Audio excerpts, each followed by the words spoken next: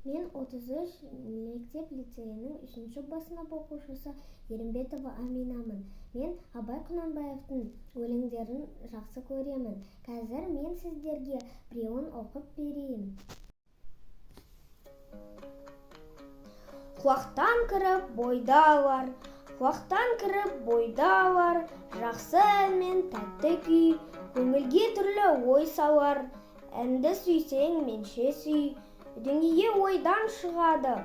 Өзімді өзім ұмытып, көңілім әнді ұғады.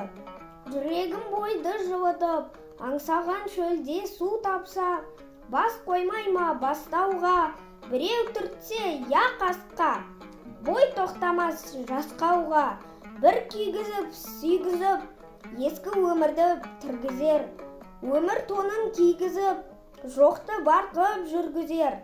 Есіткендей болады, құлағы ескі сыбырды, ескі ойға көңілім толады. Тіріліп өткен құғырды, ішіп терең бойлаймын, өткен күннің уларын, және шын деп ойлаймын. Жұрттың жалған шуларын, тағы сене бастаймын. Күнде алдағыш қуларға, есім шығып қашпаймын. Мен ішпеген у бар ма?